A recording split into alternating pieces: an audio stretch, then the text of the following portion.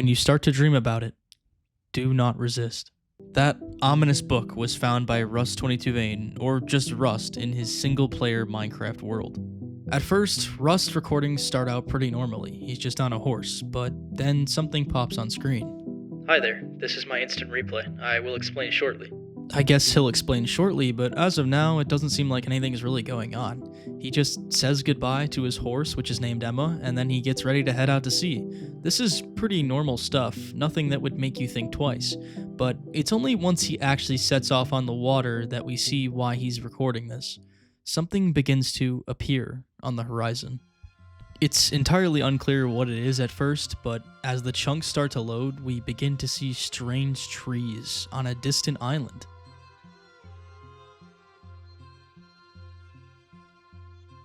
Jutting out from the island's core are what looks like enormous tentacles twisting up through the terrain and toward the sky.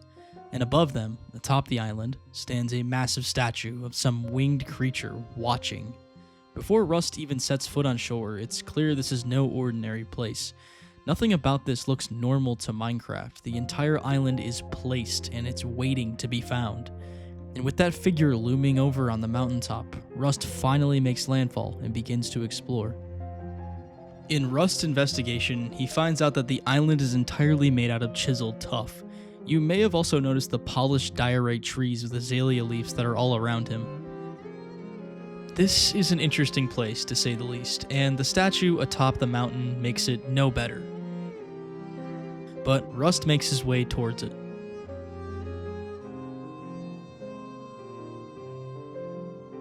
When Rust gets to the top, there's a lectern in the center with a book on it. We'll get to that in a second, but what stands out first is everything around it. Wildflowers laid throughout and the statue itself, which is built out of tough blocks. But it's way more intricate than anything on this island. Rust decides to finally check out the lectern. When you start to dream about it, do not resist. You will learn its name. I resisted it. It is the sea. There is something in that place. I have seen it. It is not part of the city. It is above us. It is above. I cannot speak its name. I did not know a name could feel like that. It is so glorious. It is. Do not resist. I ask you, do not resist the dreams. I believe they are here now. The ones who worship it, I will now devote myself to it, to them, for when it rises, it will bring a new era. We see that the book is titled Devotion to the Sea, and it reads less like something someone left behind and more like something someone had to write. What's even more shocking than the book is what Rust does after, which is pull out a book titled Chords. This book already has 5 distinct coordinates in it, and he adds the coordinates from this statue to the book. The video then fades out, and Rust is somewhere different entirely. Rust, this time, formally introduces himself, and we get the coordinate book explained. He has been finding statues like this all over his world, and he emphasizes that this isn't a world he downloaded or found, it's a new world he created. He tells us they're usually found around bodies of water, and that they usually have nothing below it like that one did. He says he's going to start documenting this, but he wants to give us some context first on something. He says that the very PC he's playing on was a gift from a relative who unfortunately passed away, but the thing is, he has no idea who said relative is, and his dad just randomly gave it to him. He said it was in excellent condition, so he didn't deny it, but there was a user already logged in on it named Zyrak.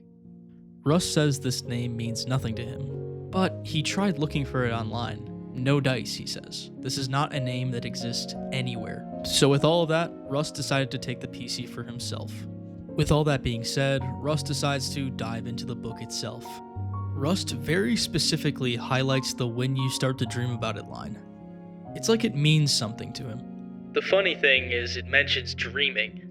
But joke's on you, author. I never dream. Haven't since I was a kid. No, I'm for real. It's a whole thing with my buddies and I at school. That's a very interesting detail about Rust, considering that this book is entirely written around the idea of dreaming. They really want me to not resist the dreams, apparently? No, but seriously, all jokes aside, I think I just downloaded something while grabbing my mods earlier. Oh, okay, I guess that explains it. But Russ says he keeps checking the mods folder and there's nothing in it that would be out of place. At this point, most people would leave the world and never look back, but Rust almost seems like it's drawing him forward, like it's a challenge to find out exactly what this is and document it. So, that's what he sets out to do. He will document them all and he'll keep us updated. I wish what I had to say was that Russ stumbles upon a mod and calls it a day. A fun little adventure, case closed. But based on the way these videos appear on his channel, that's not what this is. Rust is in for something a lot more confusing than that, a lot more unsettling. So, let's dive into the mystery of Rust 22 Vane.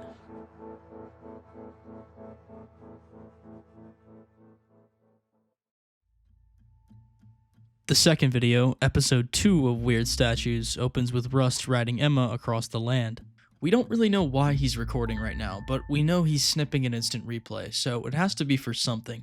And nearly instantly, we know why.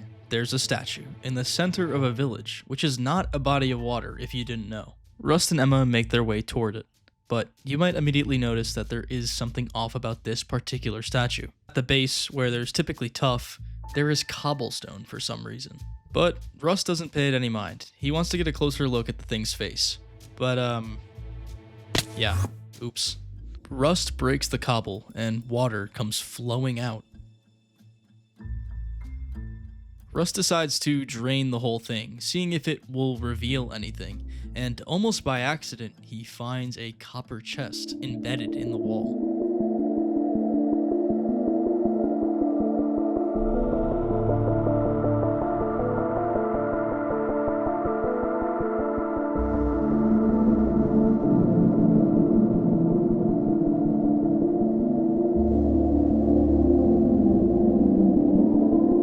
I mapped every dream I had. I thought if I could get the whole picture down on paper, it would make sense. It does not. It could never.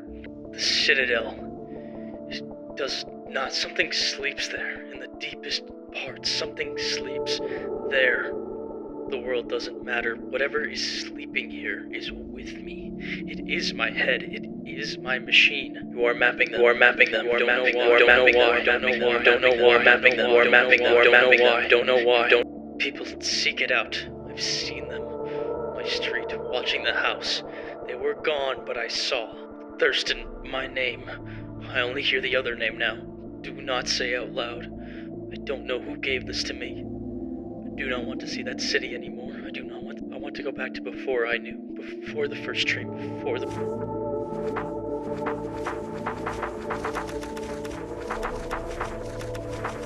The book is filled with pages. Rust skips through all of them. There's too much to read. It's like someone went mad before they wrote this. What in the hell? Hope you're doing okay.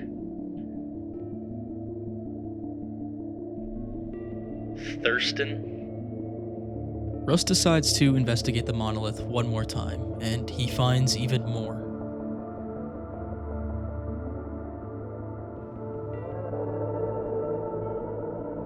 But Rust sort of just disregards this. This seems like a very clear warning from whoever Thurston is, but he just decides to write down the coordinates for the... Wait.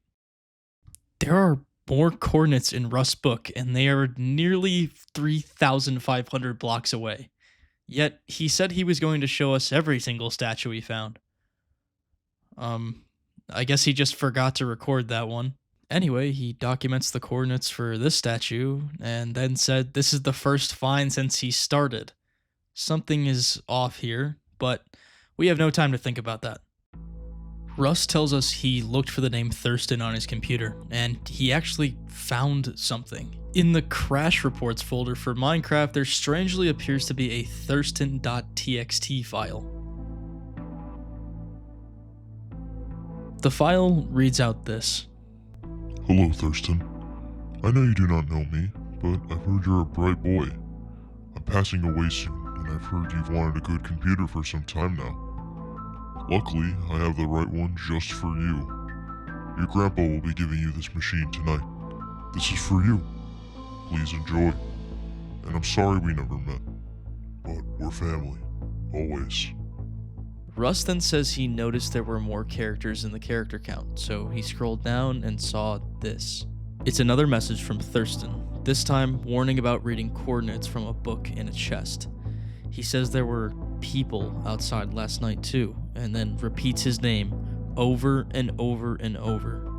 Rust doesn't know what to make of this, and he just believes someone is messing with him, so he closes the book on this. That moves us on to video 3, which is also titled Weird Statues, and it opens the same way the others do. Rust is on Emma once again, but we don't really know why he's recording. At this point though, we can reasonably assume he's found something again, most likely another statue. Except that assumption doesn't last very long. Rust finds a house in the middle of the woods, and he decides to check it out. There's nothing immediately strange about the space, but once he steps inside, something is clearly off. The interior is mostly empty, with the exception of a few barrels, but there are no signs of life.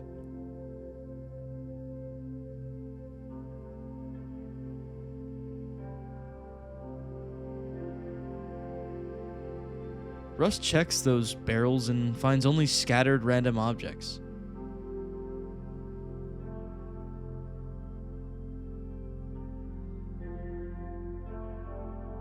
But then he notices something above.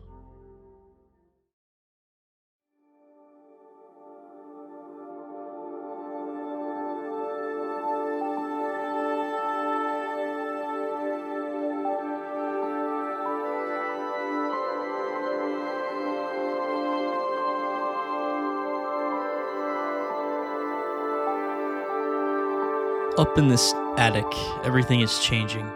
The walls are covered in these strange paintings, each one depicting a place that looks like it sits on a body of water. This place has massive walls and pillars. It's a structure that feels far too large and deliberate to be ordinary. Rust finds scattered prismarine blocks, which means someone in this house scoured the ocean for something. But his investigation mostly leads nowhere. There's nothing other than a painting of a cephalopod-like creature, which is the same kind we've been seeing on the statues. So there is a clear connection here, but we have no idea what it means. Russ comes to an intriguing conclusion. He believes that the city that Thurston is talking about in the books is the same place we see on these paintings. That makes him believe that this place belongs to Thurston, but he says that's impossible, as this is a new, single-player world. This has to be a mod. Even if it is, it's ridiculously impressive. I think it's pretty obvious to me that this is not a mod, but Rust, for some reason, cannot reach this conclusion.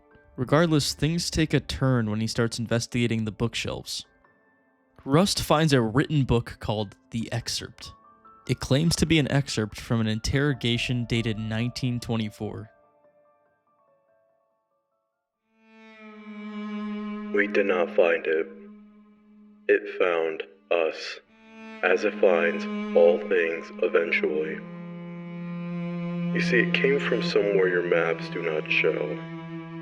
Now, before the ocean, before the land beneath it, even before the word for either, it was already here. I couldn't help but notice, but you people keep asking, what does it want? That is the wrong question. It does not want, it waits.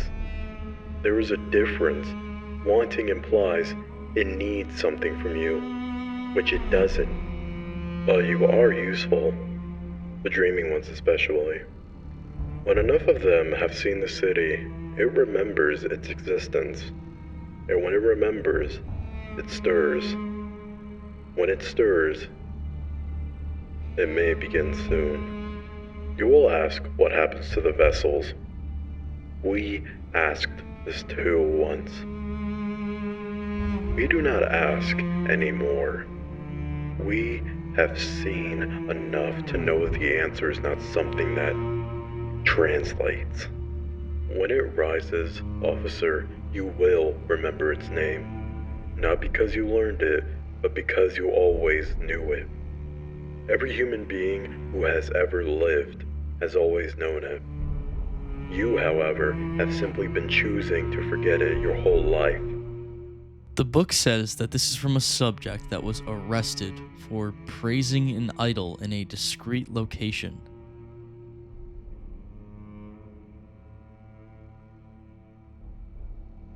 Rust has some questions about this book, but those questions are going to have to remain unanswered, as we have no idea what this book is, whose house this even is, and what is even going on in Rust's world.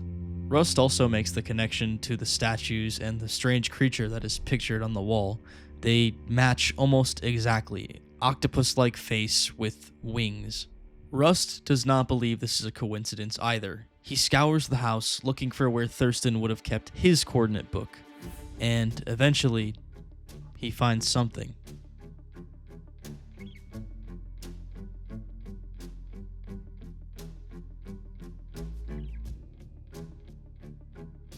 This book is filled to the brim with coordinates, far more coordinates than Rust has ever documented before. On the 5th page, however, there is a cryptic phrase, along with the same set of coordinates repeated over and over. This continues on for almost 10 pages.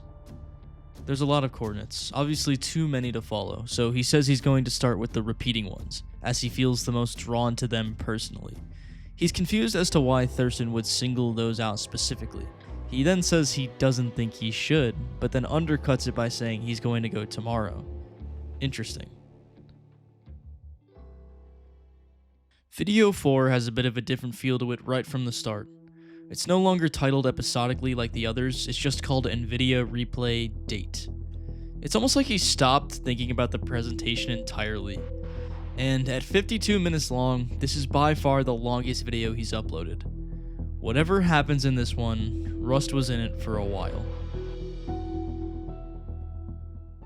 The video opens up this time a lot more formulaically than the other ones have. Rust is introducing himself here, and he gives us an update on his dreams, or rather the lack of an update, as he has still not dreamt. But then he says something insane. Don't think I didn't see you watching me.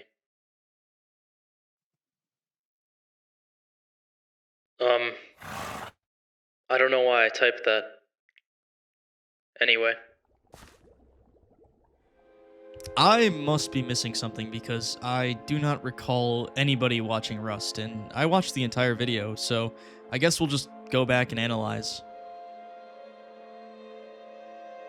On the right side of the screen, in footage I did not show you guys because I skipped through it, there is a red-robed figure standing in the woods, watching Rust. Immediately after this, he shrugs it off and acts like he didn't say anything, and he continues on his way. Correct me if I'm wrong, but up until this point, Rust has seemed like a pretty analytical and smart person. I wonder why he's just blatantly ignoring signs of danger. But one thing is for certain, he definitely saw it, but it's almost like he's not being allowed to react. It seems like the only thing he's allowed to do is follow the coordinates, which he does.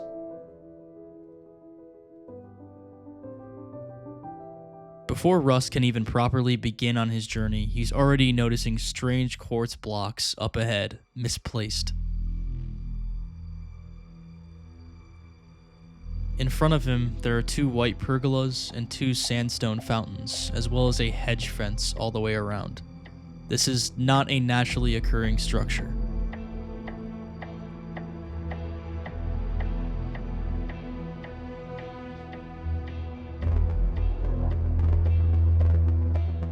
Rust decides to see what's beyond the hedge fence, and what he sees next is unexplainable.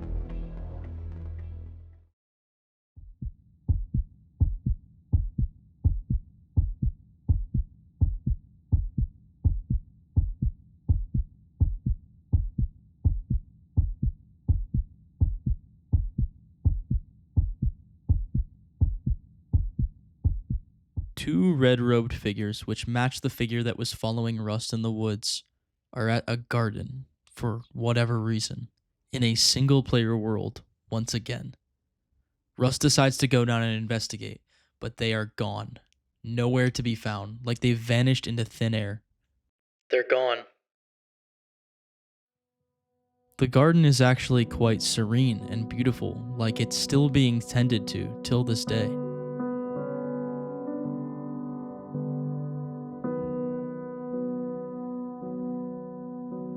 But you may notice the statue in the center matches the cephalopod statues that we've been seeing throughout Rust recordings. So this is clearly not a place of peace, but a place of ritual. Rust documents the coordinates anyway and continues on.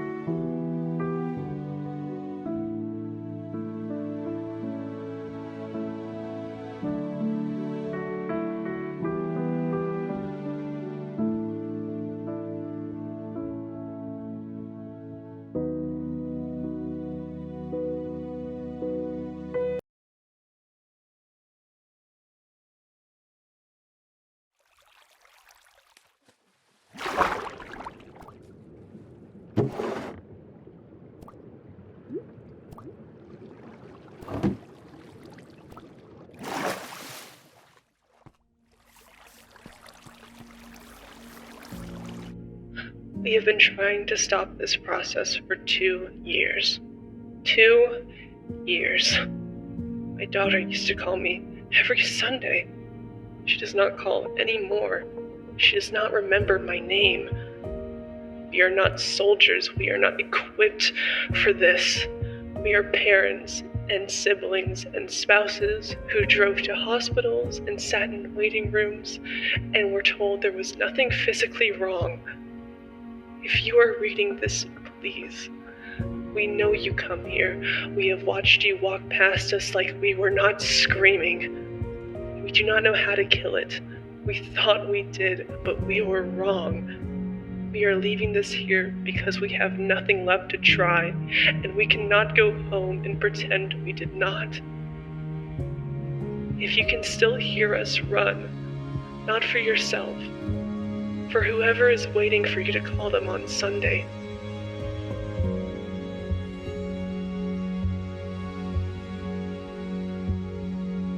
What in the world, man? There really is no process. Kinda just gonna walk there? It's not a big deal.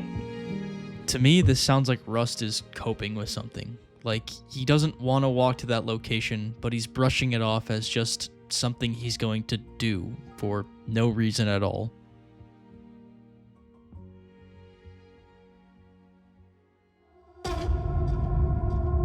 That was undoubtedly a person, more specifically a woman, behind Rust. I saw that. This is a single-player world. Rust types the words, "I should leave," but then deletes them and says, "Okay, let's keep going."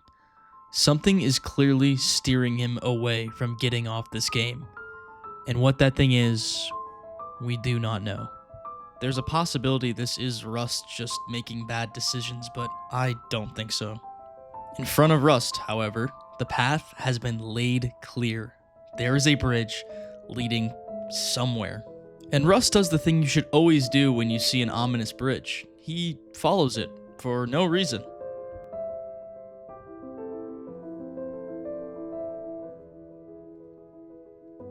On this bridge, there are several things along the side that are notable. There are more monoliths and even those diorite trees that were on that first island. But Rust, he pays it no mind.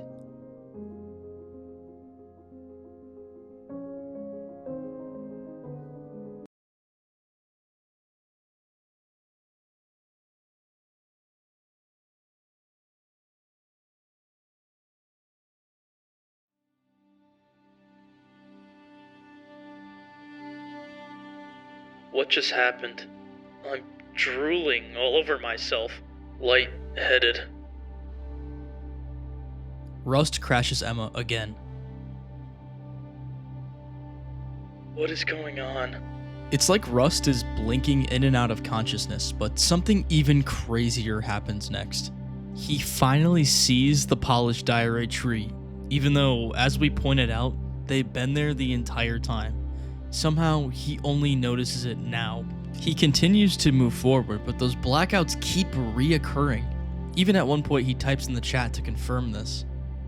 He tries to explain what it feels like too, but the message trails off, as if he's drifting in and out of consciousness mid-sentence. Despite all of that, his movement doesn't change, and he keeps walking in a straight line, almost mechanically, like he's locked onto a track that he didn't choose. Once again, another polished diarrhea tree, but this time, consistent with how he was on the path, he doesn't acknowledge it at all. He just keeps moving forward. The terrain, it's starting to change. The path is now lined with chiseled tuff, moss, and polished andesite. This is no longer just a random patch of land. It's forming a road, a literal road, leading toward those coordinates. And you may have noticed that house in the distance, but just before Rust can reach it, he walks straight into the water and sits there for a moment before finally reacting. Oh my god. What is happening? I need to go to the doctor or something. But nearly immediately, he contradicts himself. I'm fine. Gotta keep going. Rust keeps pushing forward until he runs directly into the house. The sudden stop, however, seems to snap him out of whatever trance he was in. Rust finally acknowledges the house as if it wasn't just right in front of him on the shoreline, and as he steps inside and searches the chest, he realizes they're empty. This place is barren, with no supplies and no signs of life. It's an abandoned structure sitting alone on the shoreline.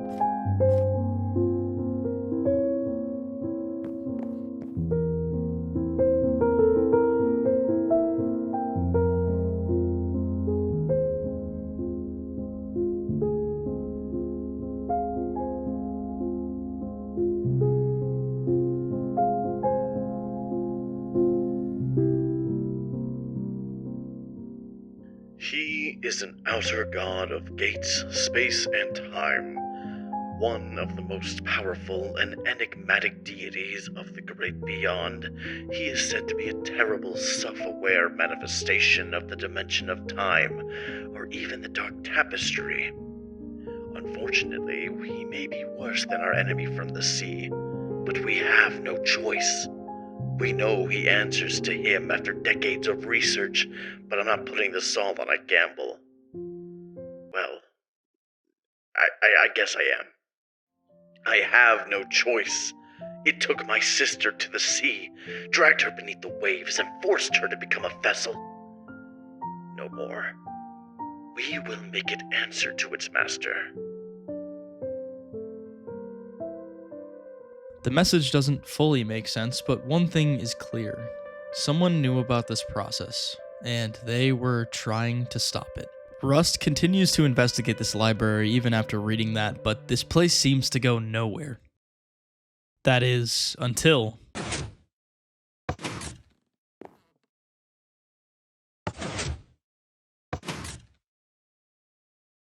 Oh.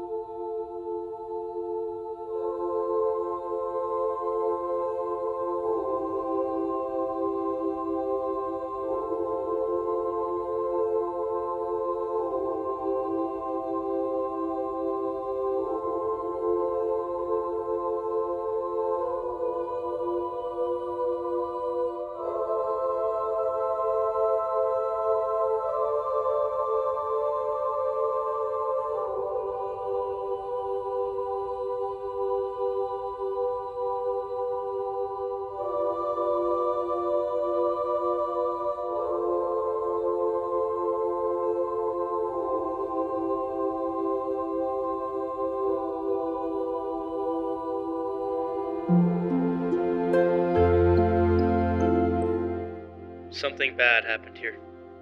Abruptly, his focus shifts, and he says he needs to get back to Emma.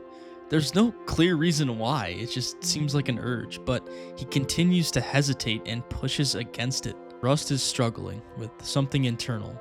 There's a compulsion to return to the surface, and while he's moving around, trying to resist it, he spots something.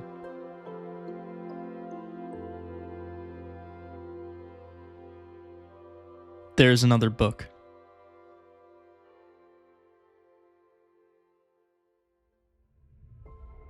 We have been meeting here for 3 years. We know what it is. We know what it wants. We believe we have found something greater. It answers to this thing. It knows all doors that exists and exists outside of time. We believe whatever has taken our families answers to this thing. We are unsure what the results may be, but it is a risk worthwhile.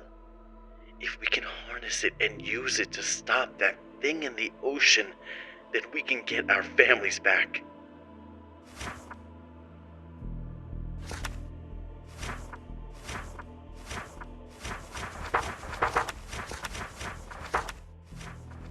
First contact was made on the 14th. It was not what we expected. We expected something that would listen. It does not listen. It already knew we were coming. It massacred all of us. I hid, and when I returned, it had left a devastating contrail of an unknown substance. It went back through the gates. There is only me left. I do not know what to do anymore. I am starting to dream of the Citadel. It has selected me, like it selected my father. Goodbye. We are sorry for all of this. It cannot be stopped.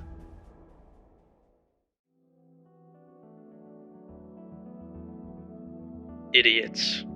Not even family is worth that price. Rust tries to type something else, but stops mid-thought. Whatever control he briefly had is gone. His movement becomes rigid again, and without investigating further, Rust turns and begins walking back toward the surface. This does not feel like natural decision-making. It feels like he's being pulled on a thread. And even when Rust returns to the surface, his behavior is becoming increasingly erratic. He begins spamming coordinates in the chat, wandering into walls, and moving without any direction. It looks like he's fighting something, not physically, but mentally, like he's holding on to himself and failing. And despite all of that, he keeps moving forward. We can see that the biome up ahead has changed, but Rust pays it no mind and begins to drown. Rust is struggling for control, and it's becoming an increasingly harder fight to combat. What is happening to me? Unimportant. I need to get going. Rust is disregarding his own warnings, and he makes his way into the dense biome of polished diorite trees, moss, and tuff. And up ahead of him, there's another monolith. When Rust arrives, he begins documenting the coordinates like he always does, but this time, instead of just writing them down, he adds something else. Your name is Rust. Your mother is dead. Your father is alive. Scream for him.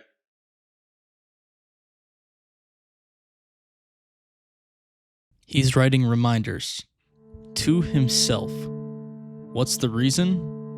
We do not know.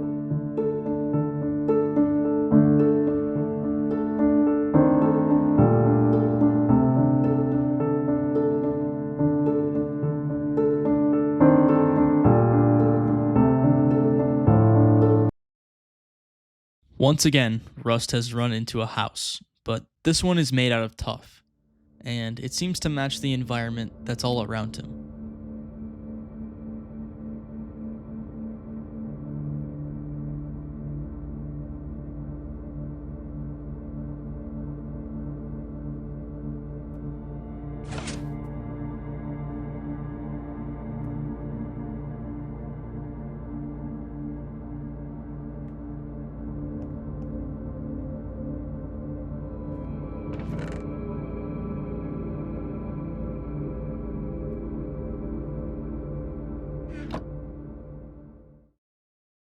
My brain, it's going to die soon. I've dreamt over and over of that stupid city. The creature's stupid face. Until I cannot even picture my aspirations in life anymore. I think I'm one of the lucky ones. I can still think a bit, type. Just cannot move. I cannot stop seeing it. So I'll use my buff, or whatever, to say what I've always wanted to say to myself. Before I, bucket, kick, the whole thing. You might need to hear it too. Anyways, here it goes. You keep thinking you need to be perfect to be liked. But one day you will see. The people who really care never expect that. They just want you the way you already are. Oh, my dog, Piper. Please, save her if you find me. I hope she won't miss me too much. And that's all. Goodbye.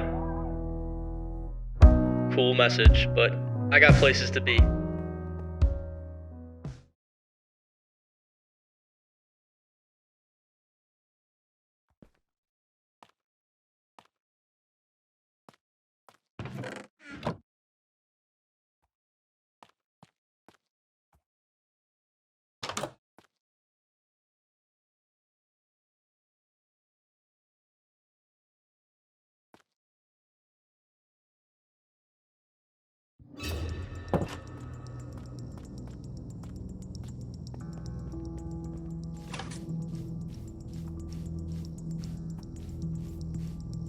Even after all of that, he returns to Emma and keeps going.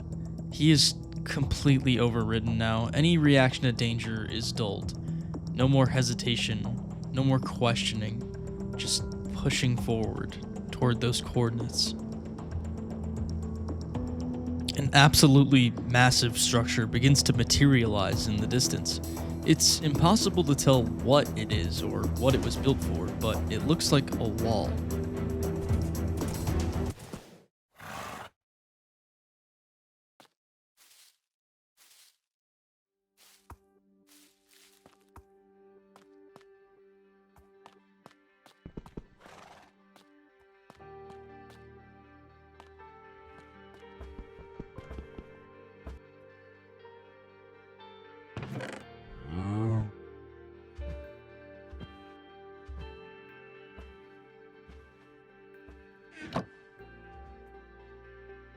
I built this wall as a net. You can snap out of it. Hundreds will run into it, but who will really listen? Listen to me. Scream. Scream for help. Someone will come. I know it's hard to move your mouth, but just try to, please. Open Chrome. Order a pizza. Put in the notes 911 now. Please. You can end this.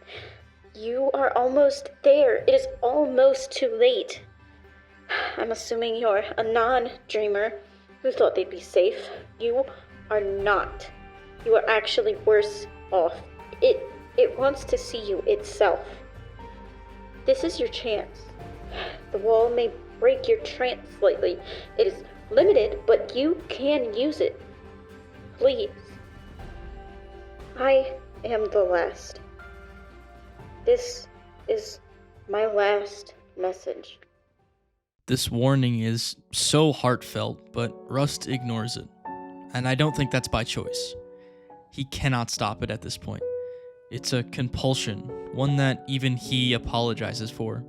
Still, in what feels like his final act of agency, he fights to place the book back where he found it. To me, this is him trying to give the next person who stumbles into this a chance.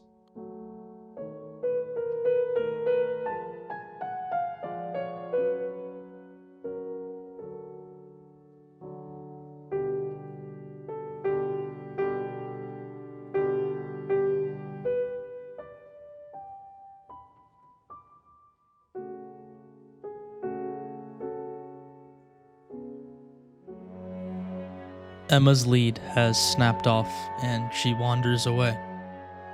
Emma, please, don't leave me. My whole life I've been alone. I lied earlier. I don't dream, that's true, but I have no friends. It was never a joke with them about me not dreaming. I lied to you all.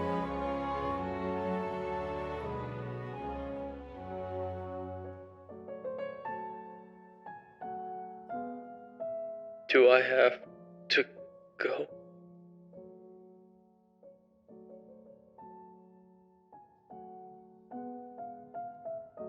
What we've now learned is his only friend is now stuck behind him, and he doesn't even have the consciousness to turn around.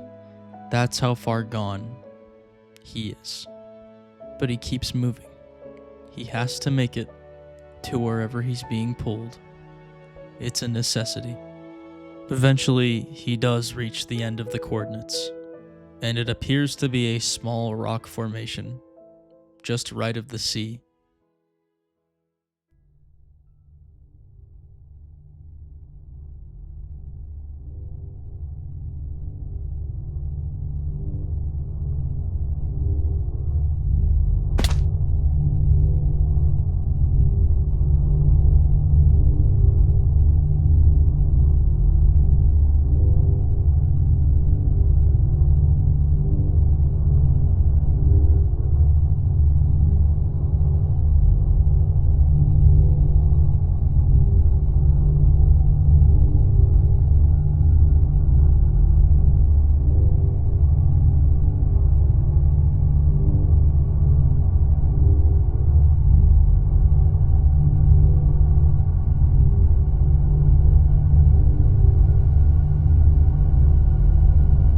I'll just let this part speak for itself.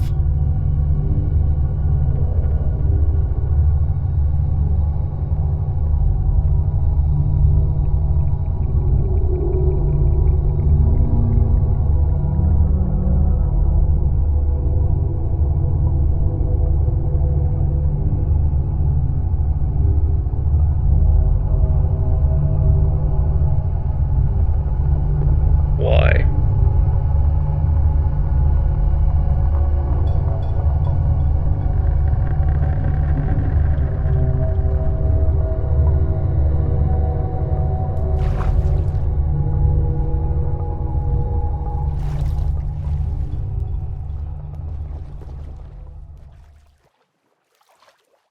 And that is the end of the 52-minute video.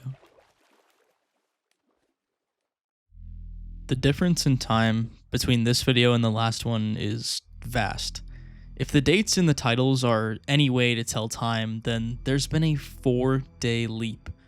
And when you open Rust's final video, he's right where we left off, swimming. We don't even have time to think about how long Rust has been swimming for, as two massive monoliths, parallel, begin to rise out of the ocean. Along with that, there are pillars scattered about. Then, something else starts to appear. Something massive.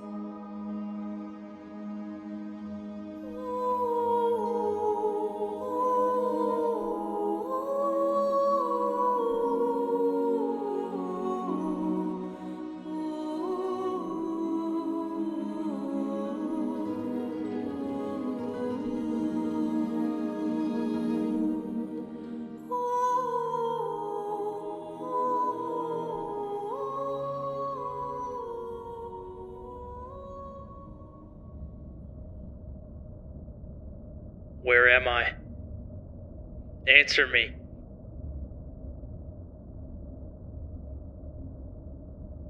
Please? You can still change. You don't have to do this. I am forgetting everything. I don't want to not remember her face. My mom. Please.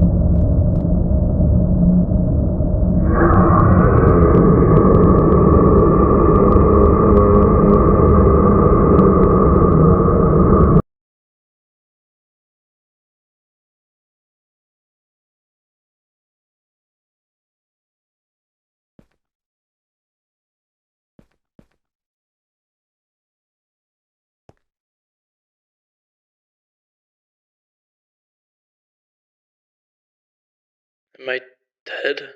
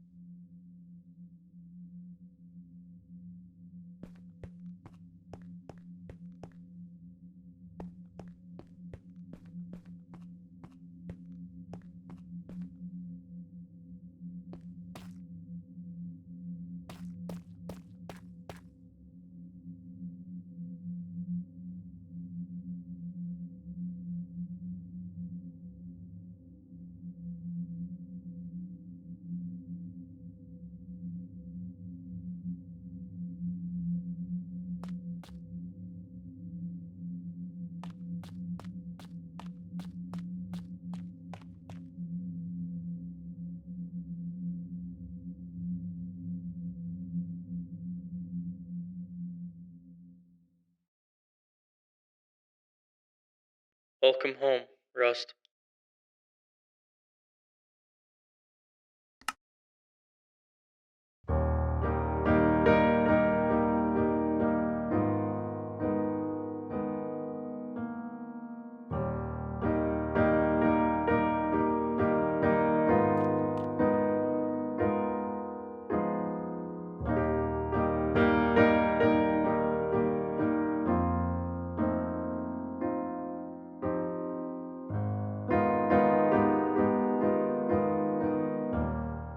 And that is it.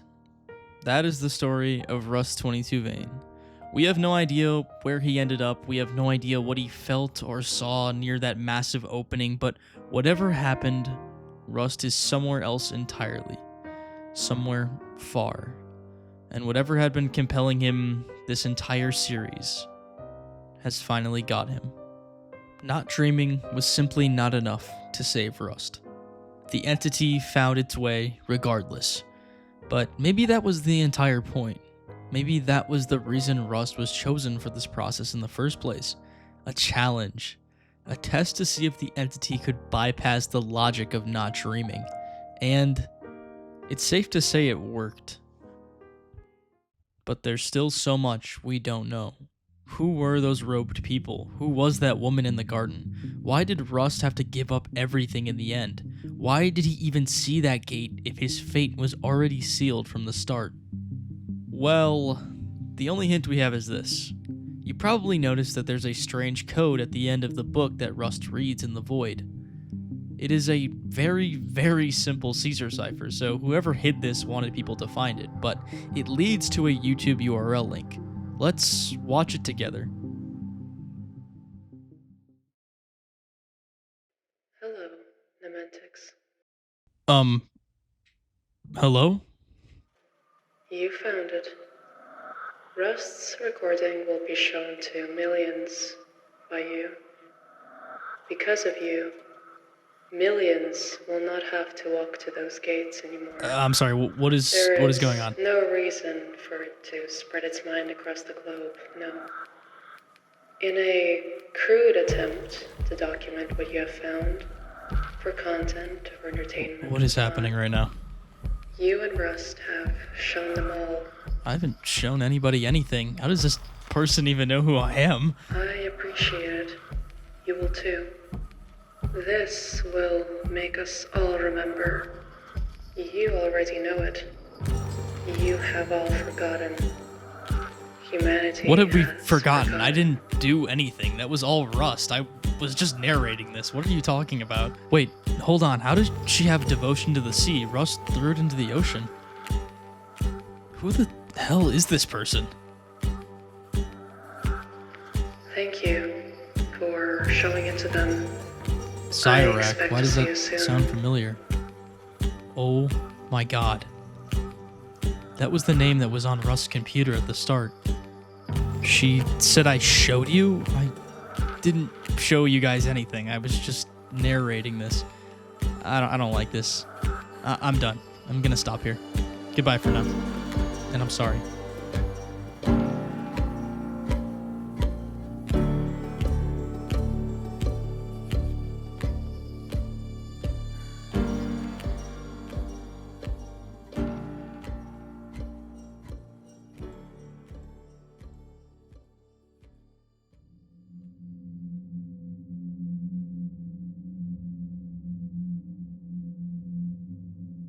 Day 15. I figured out how to upload videos to YouTube. Hopefully this works. I won't be able to tell, but if you can see this, I am still alive. So I guess, in the case it does work, I'll update you. I can't feel my body anymore. It's like I'm experiencing this game from the first person. My entire consciousness, somehow, is inside my character. The funny thing is, I always sort of pictured myself as this stupid character. I guess be careful what you wish for. I hope my dad doesn't find me and think I'm dead. If you're seeing this, Dad, I am alive, and I'm coming home. Do not bury me. Not yet. I will try to find a way out of here. I will wake up. I will avenge Emma, and I will find whoever did this to me. That woman in the garden. It had to be her. She was unlike any of the other cultists. I don't know who you are, but I think I know your name, Zyrak. I will be seeing you soon, and I will make sure this process ends. I will find a way. Now that I'm finally thinking clearly again, I will find a way. Whoever is watching this, if it even uploads, let the world know I will be back. I've never been good at much in life, but all of this has made me believe. Believe I can. Do this. A's book helped me too. Thank you, A. I will find you. And Thurston. Goodbye, for now. I will try my best. R.